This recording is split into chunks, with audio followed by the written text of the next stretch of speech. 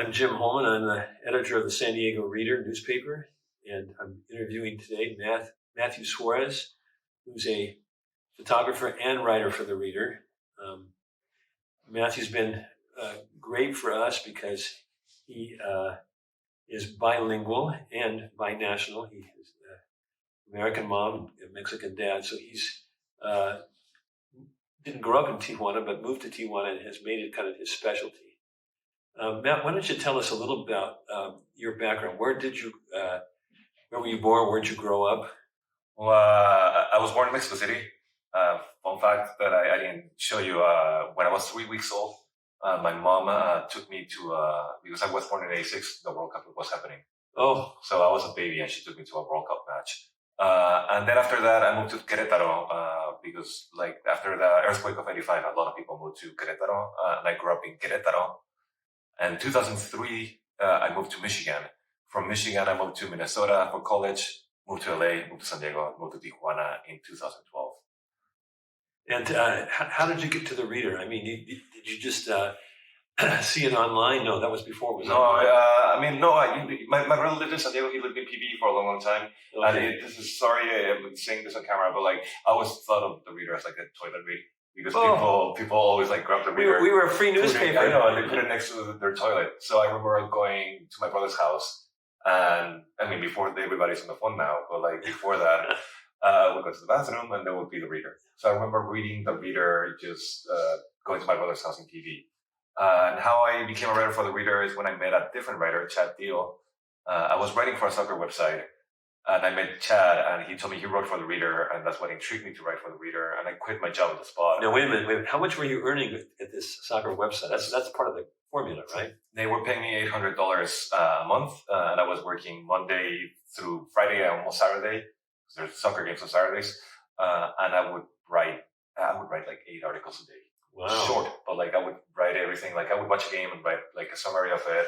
And then just write about a player moving somewhere else. And so what did Chad tell you? Chad told me that he made $1,000 or more writing for the Reader, and I thought he meant for little stories, but he was writing cover stories, and very good cover stories. Chad Deal is still one of my favorite writers ever. So I quit on the spot. I'm I'm going to write for the Reader. Didn't go so well at the beginning, but that's how I started.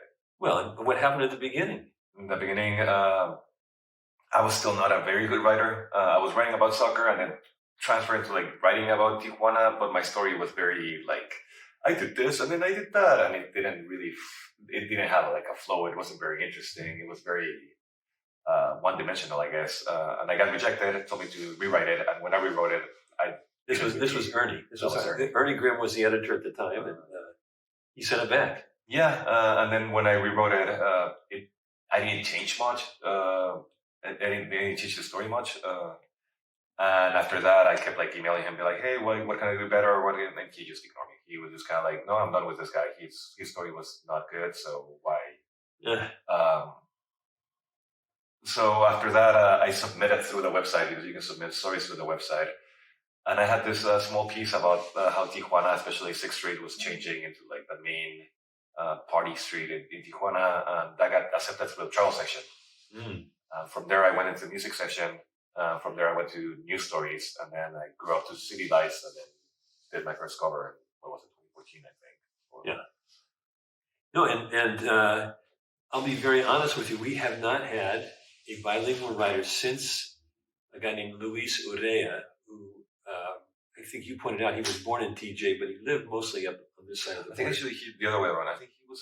I forgot. His Wikipedia, but he lived back and forth Tijuana, childhood there. Then he had he was weak child, so they moved him to San Diego for doctors, and then moved back to Tijuana. So he was going back and forth a lot. But when he wrote for us, as I recall, his church group in San Diego would go down to the dump in Tijuana and wrote about the families there and their lives, and I don't know, for a few years anyway. And then he went on and became. He used those stories and created a book out of them, and became sort of a celebrated Chicano poet.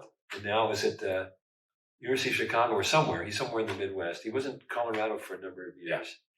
But as I've gone back to the website and looked at the body of material, he had, 10 stories. And Matthew, you've had how many stories? Hundreds. I don't know. At least 100. No, I don't think it's 100. It's been like Well, been since 18 covers, I think. well, yeah, but you've had And many, then like many- little stories and a lot of city lights, which can also feel like cover stories because they're long, and a lot of little news stories that are just like snippets of Tijuana.